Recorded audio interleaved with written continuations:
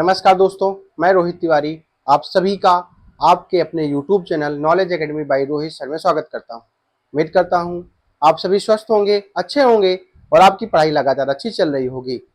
Junior assistant 1262 की DV कल से स्टार्ट है। आज 2 तारीख है और कल आपकी डीवी स्टार्ट है। कल जब डीवी होगी, डॉक्यूमेंट वेरिफिकेशन होगा, तो पहली शिफ्ट में जब डीवी दे करके जो भी आएंगे तो हमारे पास, हमारे साथ, हमारे व्हाट्सएप ग्रुप पर, हमारे टेलीग्राम ग्रुप में बहुत सारे छात्र हैं जिनकी फर्स्ट शिफ्ट में आपकी डॉक्यूमेंट वेरिफिकेशन है।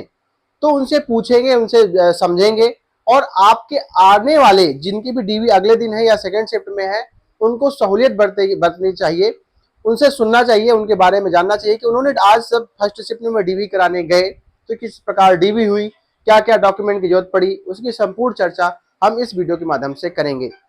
हो सकता है, अगर कोशिश करेंगे कि अगर आपके पास, हम खुद कल आने की कोशिश करेंगे। सेकेंड शिफ्ट के जब फर्स्ट शिफ्ट छूटती है और पहले शिफ्ट सेकेंड शिफ्ट के छात्र पहुंचते हैं तो कोशिश करेंगे कि हम आपसे मिलने की कोशिश करेंगे। अगर आते नहीं तो फिर आपको कॉल के द्वारा पूरा चीजें बता देंगे। जो जो डीवी में हो रहा है, जो जो चीजें हो रही हैं, उसकी संपूर्ण चर्चा हम वीडियो के माध्यम से करेंगे। आप सभी हमारे साथ कल जुड़े। फर्स्ट शिफ्ट की डीवी होने के बाद आपको सारी चीजें बताएंगे। हो सकता है लाइव आए या हो सकता है हम खुद वहां पर मिले, या ये भी हो सकता है कि वीडियो रिकॉर्ड करके हम आपको उनसे बात करा करके आपको वीडियो रिकॉर्ड पहुंचा सकते हैं कि क्या क्या डॉक्यूमेंट लग रहे हैं, क्या क्या सहूलियत बरतनी है, हमें क्या क्या करना है। ठीक है, तो आज हम चर्चा करेंगे और इसलिए कहते हैं चैनल को सब्सक्राइब जरूर कर ले। चैनल को सब्सक्राइब करने में ये अच्छाई रहती है, ये अच्छा होता है आपके लिए कि आप लोग चैनल को जब सब्सक्राइब करते हैं तो आपके पास नोटिफिकेशन पहुंच जाता है। जब नोटिफिकेशन पहुंचता है तो आपको सारी चीजें तुरंत पहुंचती हैं। ठीक है, और वीडियो को लाइक भी किया करें। कल डीवी स्टार्ट है। छोटे छोटे पॉइंटों को फिर से हम आज दोहराएंगे।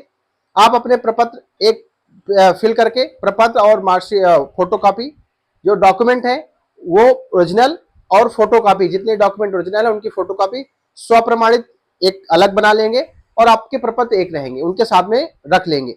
साथ में एक एक फोटो कॉपी आपके जो डॉक्यूमेंट है उनकी फोटो कॉपी प्लस एक एक प्रपत्र सभी के एक साथ फिर से रखेंगे, उनको खाली छोड़ देंगे ताकि अगर हमें जरूरत पड़ेगी, वहां समझ में आएगा कि ये हमने गलत भर दिया है तो हम उसको निकालेंगे, उसमें लगा करके फिर से नत्थी कर देंगे।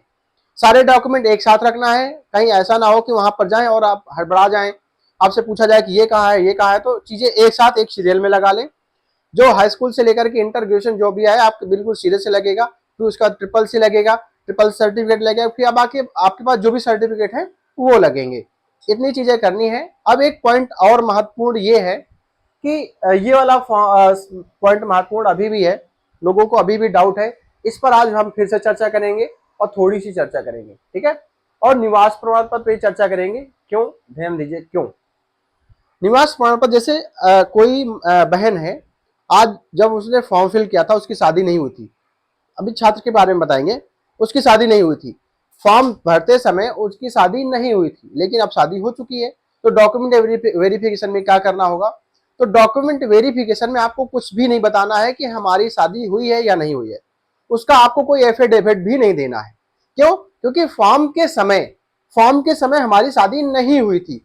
तो उससे पहले, उसके बाद फॉर्म भरते समय, उसके बाद में जो भी हमारे पास, हमारे साथ शादी हुई है, कुछ भी हुआ है, तो वो चीजें हमें मेंशन नहीं करनी है। या जब हमने फॉर्म फिल किया है उसके बाद हमारी नौकरी लगी है तो उसके लिए भी मेंशन नहीं करना है, उसके लिए भी कुछ भी नहीं करना है।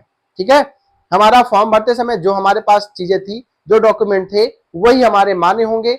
और आप सोचे कि मेरा डॉक्यूमेंट है ईडब्ल्यूएस है हमारा फॉर्म भरने के बाद का, तो वो भी मान्य नहीं होगा। ठीक है, अब यहाँ पे शादी की बात आती है। तो जब आपकी डॉक्यूमेंट वेरिफिकेशन करवा लेते हैं, ध्यान दीजिएगा, करवा लेती हैं, अगर आप डॉक्यूमेंट वेरिफिकेशन करा लेती हैं और आपकी जॉब लग जाती है, जब आपकी जॉब लग जाती है तो आपको मिलता है सर्विस रिकॉर्ड, सर्विस बुक मिलती है। आपको क्या मिलती है, कैरेक्टर रोल बोलते हैं उसको, कैरेक्टर रोल बोलते हैं, और यह सर्विस बुक बोलते हैं, वो आपको मिल जाएगी। जब सर्विस बुक मिल जाएगी तो आप उसमें सर्टिफिकेट, आप मैरिज सर्टिफिकेट बनवा लेंगे या बनवा लेंगी, अभी बनवा लेंगी की बात चल रही है, एक सर्टिफिकेट बनवा लेंगी, मैरिज सर्टिफिकेट बनवा लेंगी। फिर अपने आप कैरेक्टर रोल में या उसको बोलते हैं सर्विस बुक में, उसमें मेंशन करा देंगे कि हमारे पति का नाम है। वहीं पर अगर किसी लड़के की शादी बीच में हो जाती है और शादी के बाद में, तो उनको क्या करना है, जब आपकी ज्वाइनिंग हो जाए आपको भी वही सर्विस बुक मिलेगी, आप अपने पत्नी का नाम, अगर बच्चे हो जाते हैं उनके बच्चों का भी नाम आपको वहां पे दर्ज कराना है। ठीक है, इतना काम करना है, उस और कोई काम आपके लिए नहीं है, ना तो करना है। एक छोटा सा पॉइंट ये है कि आपको एप्लीकेशन फॉर्म जो भरा था, एप्लीकेशन फॉर्म फिल करते समय जो आपने फिल किया वो चीजें चाहिए, एक्स्ट्रा चीजें नहीं चाहिए। एप्लीकेशन फॉर्म की जरूरत आपको नहीं है, एप्लीकेशन फॉर्म को आपकी जरूरत नहीं है। जो आपने जब फॉर्म फिल किया है, अगर आपके पास उस समय का निवास प्रमाण पत्र है तो वो भी चलेगा, नया है तो वो भी चलेगा, दोनों है तो दोनों आप लेकर के जाइए। ठीक है, बाकी आपको कोई समस्या नहीं होने वाली है। कोई दिक्कत भी है तो भी आप परेशान ना हो, बस आपके जो डॉक्यूमेंट है वो जाली नहीं होने चाहिए, नकली नहीं होने चाहिए, गलत नहीं होने चाहिए। बाकी आपको कोई समस्या वहां पर होने वाली नहीं है। तो मेरे हिसाब से कल फर्स्ट शिफ्ट के बाद आप सबसे मिलते हैं, आपको बताते हैं कि किस प्रकार डीवी हुई है। वैसे तो संपूर्ण चर्चा आपको पास हम कर चुके हैं, एक एक चीजें बता चुके हैं कि डीवी किस प्रकार होती है, प्रपत्र कैसे भर जाते हैं, हर वीडियो के माध्यम से कुछ ना कुछ आपके लिए बताया गया है। एप्लीकेशन फीस डाउनलोड करना बताया गया, एप्लीकेशन फॉर्म डाउनलोड करना बताया गया है।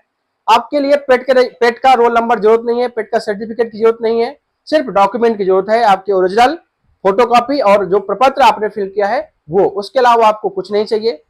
आपके पास कास्ट सर्टिफिकेट वो होना चाहिए। और एक पॉइंट याद आ गया, एक मेन पॉइंट है, जल्दी से इसको भी खत्म कर देते हैं, EWS, ध्यान दीजिएगा।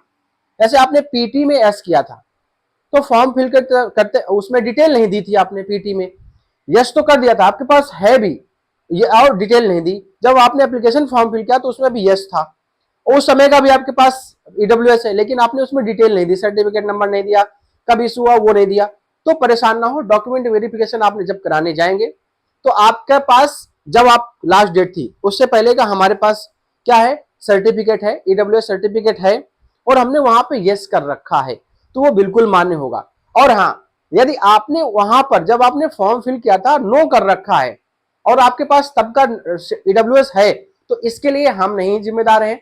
उनसे आप रिक्वेस्ट कर सकते हैं कि सर गलती से नो हो गया है, उसके लिए भी आप एफिडेविट बनवा सकते हैं कि कैफे वाले ने गलती से उसमें नो कर दिया है, हमको यस करना था, मेरा इससे पहले का EWS देख लीजिए है। अगर मानना होगा तो वो मानेंगे, अन्यथा कोई दबाव की जरूरत नहीं है। क्यों? क्योंकि आपने अपने एप्लीकेशन फॉर्म में उसमें नो किया है, तो आप मॉडिफाई करने के लिए भी होता है, आपको कर देना चाहिए था। खैर अब कोई बात नहीं, आपके पास जो है वो पर्याप्त है। डॉक्यूमेंट वेरिफिकेशन बिना किसी प्रेशर के, बिना किसी टेंशन के करें, कटाव की चिंता ना करें, कटाव जो भी होगी अच्छी होगी, नहीं होगी तो कोई बात नहीं। अभी सिर्फ डॉक्यूमेंट वेरिफिकेशन कराएं, जो होगा देखा जाएगा। मिलते हैं नेक्स्ट वीडियो में, धन्यवाद।